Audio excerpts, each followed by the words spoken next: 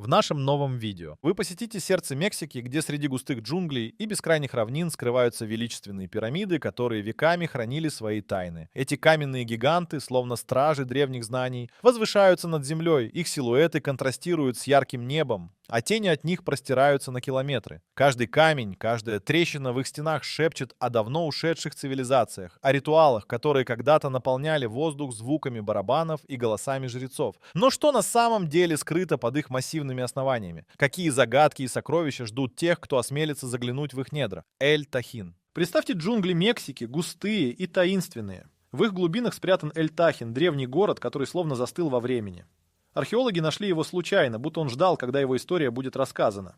50 тысяч людей когда-то жили здесь, а сейчас лишь руины шепчут о былой славе. Город назван городом грома, и в его центре возвышается пирамида Ниш, посвященная богу-громовержцу. Представь, 365 ступеней ведут к вершине, словно древний календарь, а вокруг 364 ниши, полные тайн. Но Эль-Тахин хранит не только чудеса, но и мрачные секреты. Археологи нашли следы жертвоприношений, ярмо и пальмы, которые использовались в жутких ритуалах. И вот самое интересное, среди всех этих мрачных находок археологи обнаружили изображение смеющегося человека. Такого изображения больше нигде не встречается. Что же это значит? Какая тайна скрывается за этой улыбкой? Эль-Тахин словно загадка, ждет своей разгадки. Время неумолимо разрушает его останки, но надежда на то, что мы узнаем его секреты, все еще жива. Тула.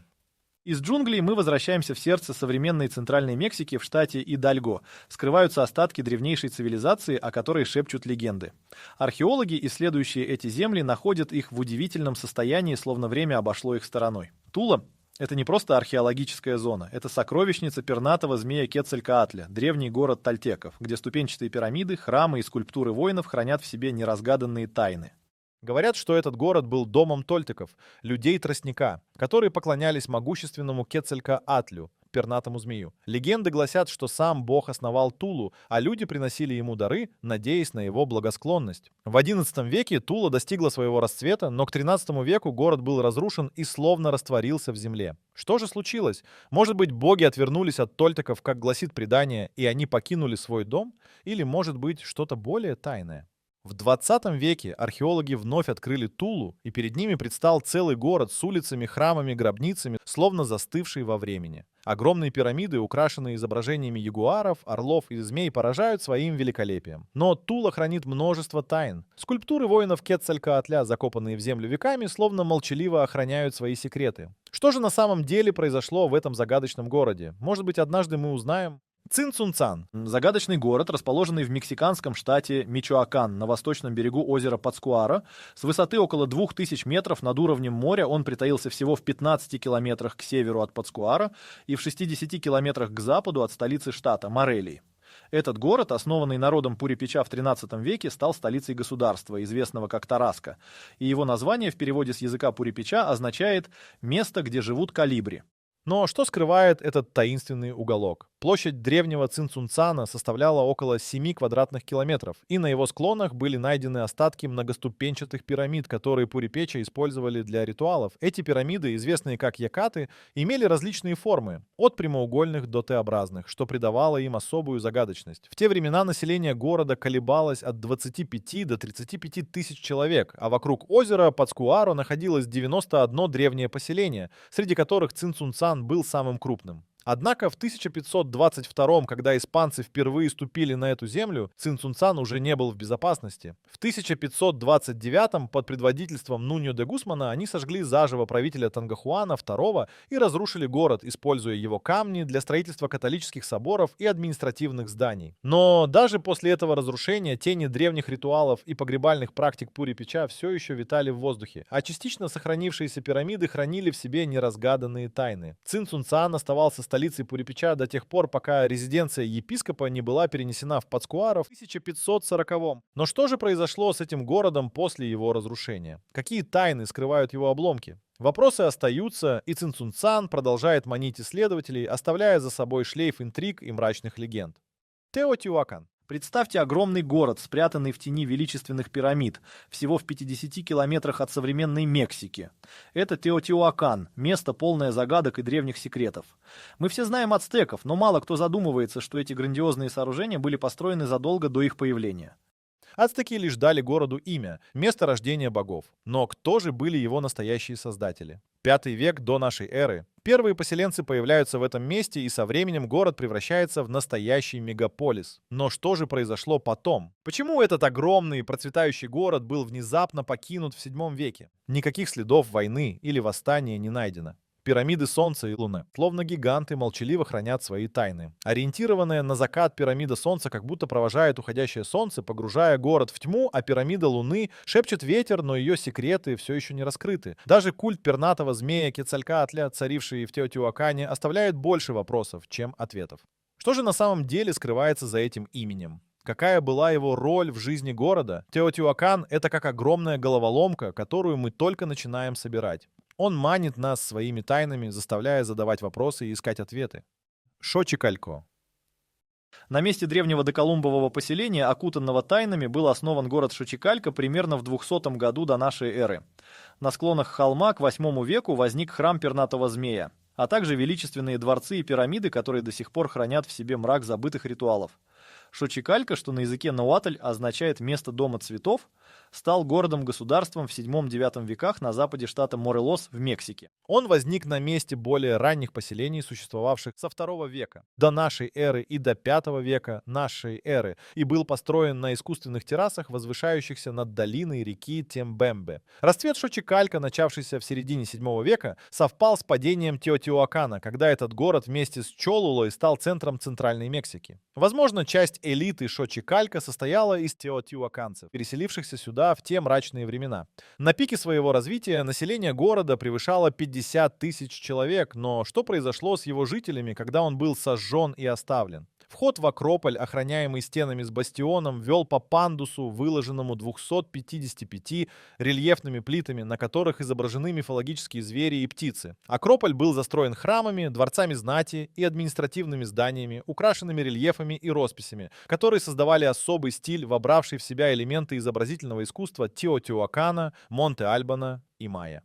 Здесь находились алтари, подземные зернохранилища и даже система водоснабжения, но что скрывалось за этими величественными стенами? В Акрополе располагались две большие площади. Одна предназначалась для общенародных праздников, другая — для ритуалов с участием знати. Храм пернатого змея, покровителя военной аристократии, был окружен рельефами, на которых изображались правители с мифологическими символами. В самой высокой части Акрополя находилась резиденция правителя, но что происходило в этих стенах, когда светило солнце? На нижних террасах располагались жилища и мастерские ремесленников, создававших керамику и украшения.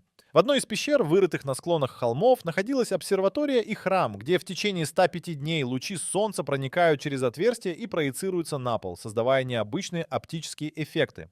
Но что за тайны скрывались в этих тенях? Около 9-10 веков город был сожжен и быстро покинут. В храмах и дворцах Акрополя остались следы целенаправленного разрушения, в то время как жилища низших слоев на склонах остались нетронутыми. В XII веке в долину Морелоса пришли ноаязычные Тлауика и Шочемилька, но что они нашли среди руин и какие тайны остались неразгаданными в этом загадочном месте?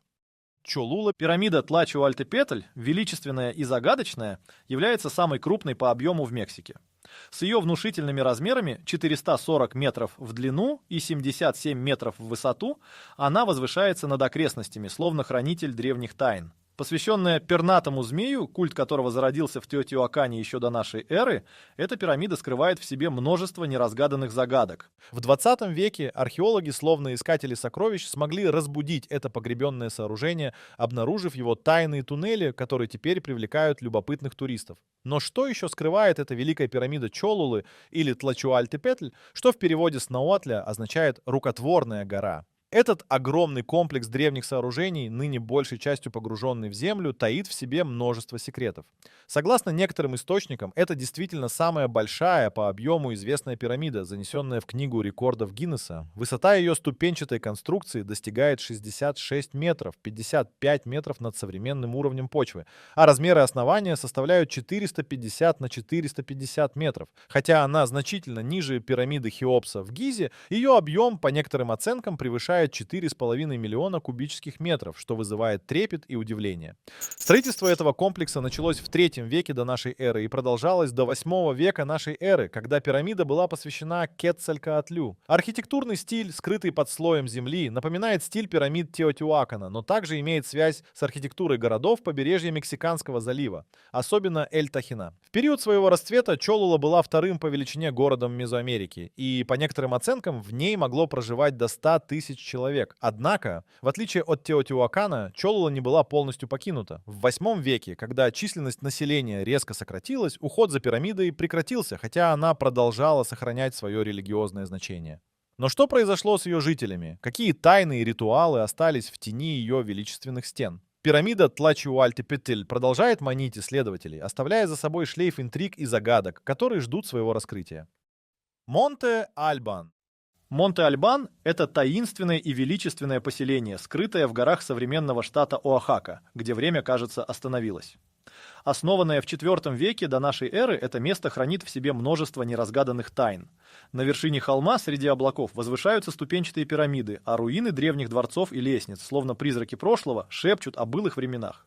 Главная пирамида, стоящая на самой вершине, посвящена богу дождя Касихо, и ее мозаичные стены, когда-то сверкающие, теперь покрыты пылью веков. Монте-Альбан, расположенный на высоте около 1940 метров над уровнем моря, был не просто городом. Он стал центром социополитической жизни сапотекской цивилизации, играя ключевую роль на протяжении почти 1000 лет. Но что же произошло с этим когда-то процветающим местом? К 500 году до нашей эры Монте-Альбан уже был столицей мощного государства, управлявшего большей частью Оахакского Нагорья и взаимодействовавшего с другими цивилизациями, такими как Теотиуакан. Однако к концу классического периода, примерно в 750 году нашей эры, город потерял свое значение и постепенно погрузился в забвение. Его улицы опустели, а величественные здания стали лишь тенями самих себя.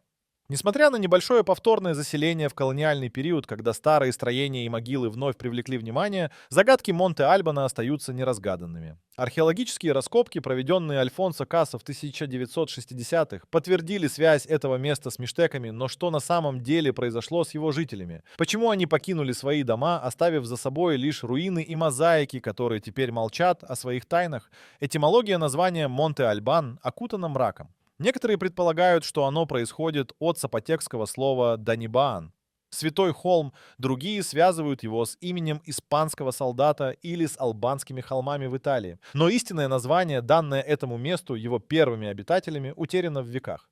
Паленки. Возвращаясь в мрачные тени джунглей, где время словно остановилось, племена майя основали загадочный город Ла-Камха, ныне известный как Паленки. В 100 году до нашей эры этот город, некогда процветающий, был поглощен землей, скрыв свои тайны под завесой избыточных осадков. Лишь в 1746-м испанские археологи, пробираясь сквозь густые заросли, наткнулись на более 1000 архитектурных памятников, оставшихся от этой древней цивилизации. На 10-метровой платформе возвышается дворец, а рядом стоят храм лиственного креста, храм солнца, храм креста и храм надписей. Все они хранят в себе неразгаданные загадки и шепчут о былом величии. Первые поселения в Чиапасе восходят к 5000-летию до нашей эры, а майя появились здесь около 2000 года до нашей эры. Но откуда они пришли? Происхождение этой загадочной цивилизации окутано тайной. Одни исследователи утверждают, что ее корни лежат в Гватемале, другие — на полуострове Юкатан или побережье современного штата Веракрус. Время расцвета Паленки пришло в VII-VIII веках нашей эры, когда власть в городе принадлежала знати, царской семье, жрецам и военачальникам. Общество состояло из земледельцев, которые, платя подати, становились рядовыми воинами в военное время. Но с ростом военной мощи и развитием торговли возникли новые социальные группы – ремесленники, купцы и рабы, каждый из которых хранил свои секреты. Имя Паленки не древнее, а испанское, означающее «изгородь» или «чистокол». В первом тысячелетии нашей эры город носил имя Начан, или Змеиный город. Однако самым интригующим сооружением здесь является храм надписей. В 1952-м археолог Рус Луилье сделал сенсационное открытие. В этом храме был найден каменный саркофаг, поддерживаемый 6 опорами, покрытый резными изображениями. Этот гигантский саркофаг стал настоящей археологической сенсацией, подобной находке гробницы Тутанхамона в Египте. Внутри саркофага покоился правитель Баакульского царства Кинич Ханаап Пакаля I, известный как Пакаль Великий. Среди костей человеческого скелета были найдены нефритовые украшения и маска, созданная из мозаики мозаики нефритовых пластин и раковин. Ученые смогли восстановить ее, и она, казалось, являла собой точный портрет покойного. Все сокровища гробницы были перенесены в Национальный музей антропологии в Мехико, но тайны Паленки продолжают манить исследователей. Что еще скрыто под покровом джунглей? Какие секреты хранят древние камни, ожидая, когда их вновь откроют? Величественные пирамиды Мексики, стоящие на стыке времени и пространства, продолжают хранить в себе множество тайн и загадок.